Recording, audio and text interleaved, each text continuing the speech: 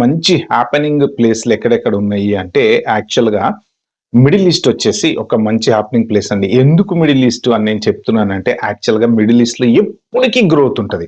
అది ఏంటంటే immigrant place దాదాపుగా చాలామంది అక్కడికెళ్లి సెటిల్ అయ్యి పెద్ద పెద్ద బిజినెస్ మ్యాన్‌లు అక్కడ వాళ్ళ బిజినెస్‌లు పెట్టుకుంటా ఉంటారు. ఇప్పుడు యూకే నుంచి దాదాపు ఆహ్, ఎంతమంది అరౌండ్ ఒక 1,00,000 మంది మిలియనియర్‌లు ఎళ్ళిపోయారంట.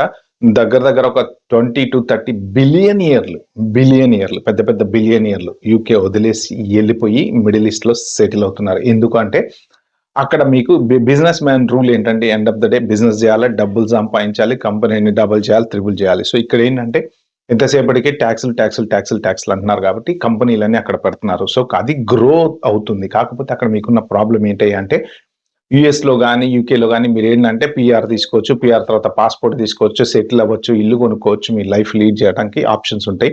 మిడిల్ ఈస్ట్‌లో ఆప్షన్స్ ఉండవు. బట్ మీకు ఉండేటువంటి అడ్వాంటేజ్ ఏంటి అంటే మీరు మంచిగా డబ్బులు సంపాదించుకోవచ్చు. సాలరీస్ బ్రహ్మాండంగా ఇస్తారండి అక్కడ. మీరు ఎంత లేదన్నా మంచి చూసుకుంటే నెలకి 2.5, 3 లక్షలు సంపాదించుకోవచ్చు. ఆ డబ్బులతోటి మీరు కొంత తెలివిగా అబ్రాడ్ గనక ప్లాన్ చేస్తే మీరెళ్ళండి. ఒక 5 ఏళ్ళు, 10 ఏళ్ళు ఉండండి. అక్కడ కూడా మంచి మంచి స్కూల్స్ ఉన్నాయి. దుబాయ్‌లో గూడా మీకు ఇంటర్నేషనల్ స్కూల్స్ ఉన్నాయి. ఇండో అమెరికన్ స్కూల్స్ ఉన్నాయి. ఆంగ్లో అమెరికన్ కాలేజెస్ ఉన్నాయి. యూనివర్సిటీస్ ఉన్నాయి. బిట్స్ ఉంది. దాదాపు టాప్ అమెరికన్ యూనివర్సిటీస్ అన్నీ గూడా దుబాయ్‌లో ఉన్నాయి. ఒకవేళ మీ పిల్లల్ని చదివించుకోవడానికైనా గాని మీకు ఇబ్బంది ఏమి లేదు. మీరు రిసర్చ్ చేసుకోండి. మంచి మంచి టాప్ యూనివర్సిటీస్ ఉన్నాయి. ఓకే. ఇక్కడ ఉన్నటువంటి యూకేకి ఉన్నటువంటి కనెక్షన్ తోటి అక్కడ యూనివర్సిటీస్ పెట్టారు. యూఎస్ యూనివర్సిటీస్ కొన్ని అక్కడున్నాయి.